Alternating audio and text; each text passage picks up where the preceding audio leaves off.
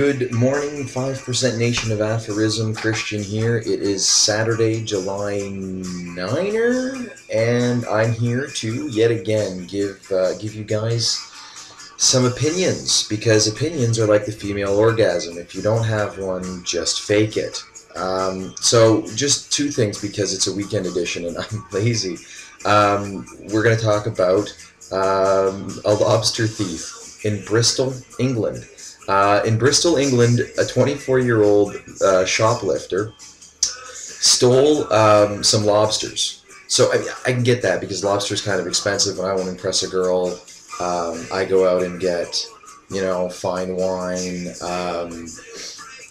lobster, scallops, roofies, lube, usually rent a goat, Rick James, cocaine,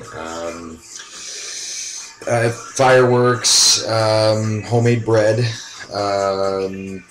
fake mustaches, tapioca pudding, and enemas. But lobster is a big part of that when you impress. So I guess this guy couldn't afford the lobsters, so he as opposed to getting the pre-cooked stuff, he went into the live tank. First of all, I don't know how good a thief you have to be to actually, go into the tank and get the live lobsters. But then he shoves them in his pants. That's where he puts the lobsters. So, anyways, puts the lobsters in his pants, runs past the checkout girls, and the checkout girls are like, because this guy runs through, obviously in a rush. And he grinds to a halt, apparently, with probably I'm going to try to do what I think the look on the face would be. Like, something like that, right? As the lobster proceeds to basically clamp down on this guy's nutsack. So just right on the old nutsack, and apparently a second lobster, because the guy was ambitious. He stole two of them. Obviously, he's not going to have a romantic meal by himself. So one lobster is all cocked, just like double pincer on the cock, so it looks like one of those like three little mini Jimmy Dean sausages, I guess, kind of just strung together. And then the other one just like no mercy, just clamps down on the old sperm factory there, and right. So, anyways, grinds to a halt, and they had to rush him to the hospital. No joke. And the doctor on the scene said he had to remove the pliers, the claws. They clamped down so hard with like surgical pliers to remove the.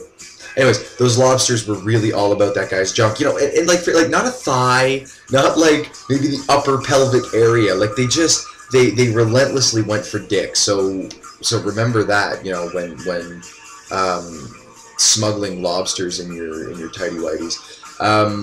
So apparently the man will have his sexual abilities will return. However, he will never have children. Which is probably a good thing, because how stupid do you have to be to actually smuggle lobsters in your pants? God gave them big ass claws, basically as a big sign saying, don't put these things in and around your cock and balls. These things are pre-designed by nature to mangle your junk.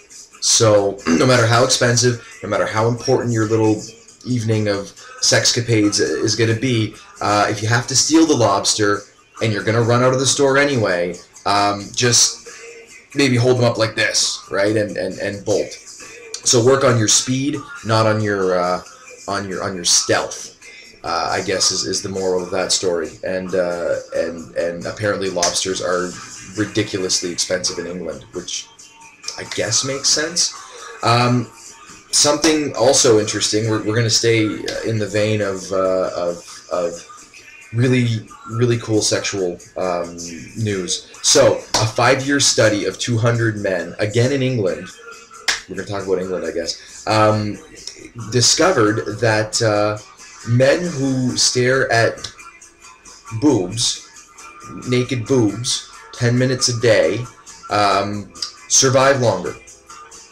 so they have less chance of stroke, heart attack, heart disease, all these things. By hooking these guys, which I think is kind of funny because it's kind of like Clockwork Orange, where they hook them up to all these kind of sensors and stuff, except instead of forcing them to watch brutal acts of violence and playing Beethoven's Fifth, they just show them really awesome racks. So, shit, if only I could have signed up for that, right? I would be living longer and got to see free boobs. But anyways, apparently it's the equivalent of 30 minutes of aerobics. 10 minutes of boobs, 30 minutes of aerobics. I don't really know how that works, because now every time I fuck, I'm going to feel like I'm Superman. Because if I'm looking at those boobs, and that's 30 minutes of aerobics, plus I'm actually fucking for 30 minutes to an hour, generously, right? 30 minutes to an hour, that's like a multiplier of aerobics. Plus, if boobs do 30 minutes of aerobics, like, that would, by definition, by my level of excitement, like, ass and vag would be like a fucking marathon. So basically, I'm doing the equivalent of leaping over tall buildings and shooting lasers out of my fucking eyes when I'm having sex. So I love this study just because it was done by a woman, Karen Weatherby, from England, and really just a really sexy kind of scientific thing to do, right? Let's see if titties make men live longer. Another thing is, check this out. If you go out to the titty bar and your wife doesn't want you to go, you can always go, what, are you trying to fucking kill me? You want me to croak early? Is that what it is? Because I just want to get my 30 minutes of aerobics. So guys, you know, pack that. Put it in the vault as ammunition for all the dingy titty bars you want to go to. And you know, put it back on them. You know, you murderous, heartless bitch. Why would you want me to have a higher chance of stroke, heart disease, heart attack, and just general malcontent in my life? Or discontent? Or some kind of lack of contentment. I'm not sure which of those is correct. Either way, thank you for joining me this Saturday, July 9th. God, I hope it's the 9th. I'm going to be really embarrassed after this. As always, if you like, share, subscribe. If you guys have any topics that you want to talk about, shoot them my way. If there's anything that that you guys want to shoot back at me for, feel free to do that as well. So 5% Nation of Aphorism, the blog spot, everything's up on there, YouTube, Facebook. You know, just go and relish in my in my comedy gold, as it were, my comedic genius.